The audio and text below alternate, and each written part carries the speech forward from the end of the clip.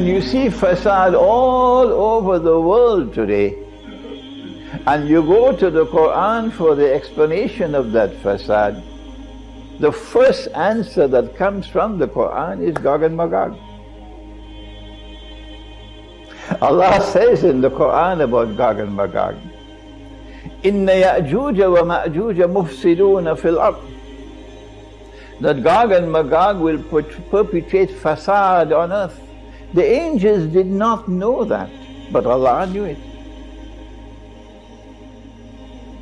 Gog and Magog have to be human beings.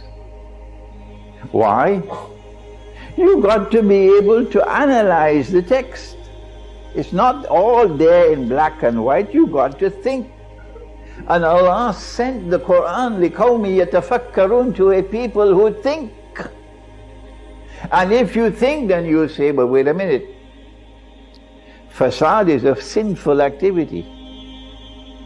The only people who can commit sin are not angels. Can angels commit sin? No. Only a human being can commit sin, or a jinn. So Gog and Magog have to be either jinn or human beings. There is no fourth category. Where have you studied? What's wrong with your capacity to think? Gog and Magog have to be either human beings or jinn. They cannot be jinn. Why?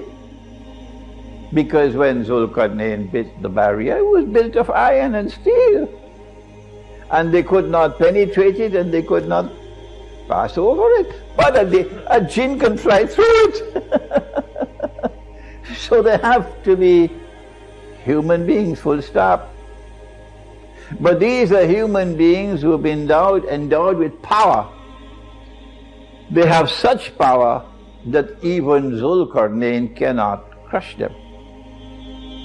And when we go to Sahih Muslim, Hadith al-Qudsi, I have created creatures of mind so powerful, none but I can destroy them.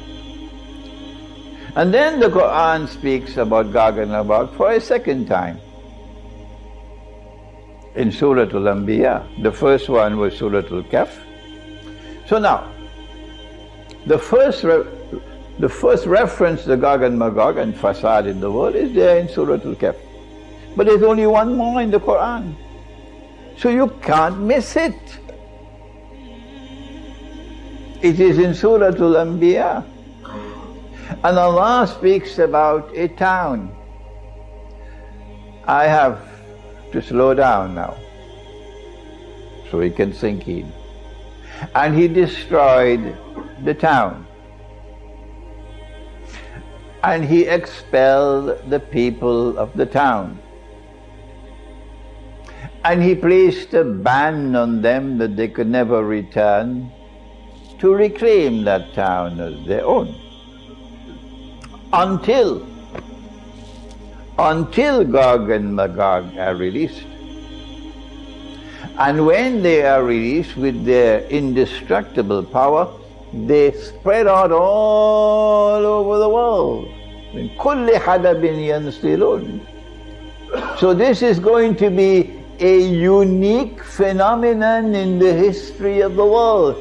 It never happened before. You got to be blind not to see it when it happens. One people with a power that the rest of the world will not be able to resist. One people will suddenly appear on the stage of history, and with that indestructible power they will spread out all over the world. And they will crush everything that stands in their way. And they'll take control of power in the world, in the world order of Gog and Magog. This is going to be a unique event in human history. If you can't see it when it happens, you're blind, or you're eating biryani and going home to sleep. What can I do if you refuse to think? Which town is it that these people are going to bring them back to the town from which they had been expelled by divine order. The Quran explains itself. Elsewhere in the Quran, Allah speaks about the town. وَحَرَامٌ عَلَى قَرْيَةٍ أَهْلَكْنَاهَا أَنَّهُمْ لَا يَرْجِعُونَ حَتَّى إِذَا فُتِحَتْ يَأْجُوجُ وَمَأْجُوجُ وَهُمْ مِنْ كُلِّ حَدَبٍ يَنْسِلُونَ.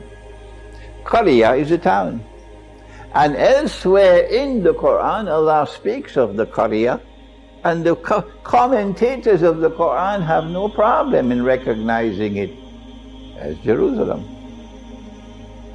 Someone is passing by a town which is lying in ruins.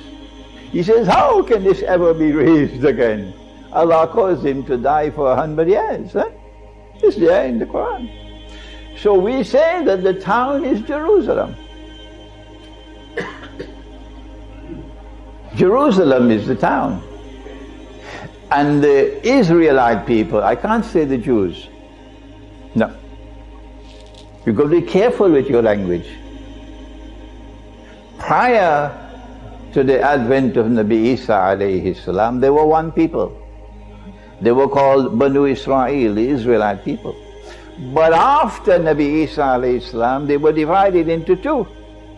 One part which accepted him and wept at the time of the crucifixion, and the other part which celebrated when they saw him die. Of course, they didn't know, and nobody knew until the Quran came what happened. This part which celebrated, Inna qatalna al-Masiha Isa ibn Maryam Rasulallah, these are called the Jews who rejected him, Al-Yahud.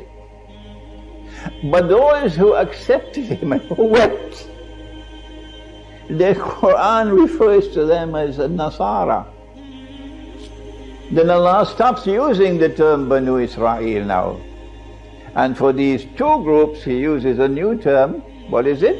Ahlul Kitab. When they were expelled from the town, it was not just the Jews. It was the Nasara as well, the Christians. Both were expelled. But when Gog and Magog come, He will bring the Jews back to the Holy Land. They will bring the Jews back to the Holy Land. 2,000 years after they were expelled. So now we can clearly see that Gog and Magog are located. One more hadith and I'll end. Hadith is in Sahih Bukhari. لَيُحَجَّنَّ الْبَيْتِ وَلَيُؤْتَمَرَنَّ. People will continue to perform the Hajj and also the Umrah بَعْدَ خُرُوجِ يَأْجُوجِ وَمَأْجُوجِ, even after Gog and Magog have been released. The Hajj and the Umrah will still continue. But then the hadith goes on to say, لا تقوم الساعة حتى لا يحج. That the last hour will not come until the Hajj is abandoned. If Israel attacks Iran, goodbye to the Hajj. If Israel attacks Iran, goodbye to the Hajj. When the Hajj no longer takes place, how can you say Gog and Magog have not been released?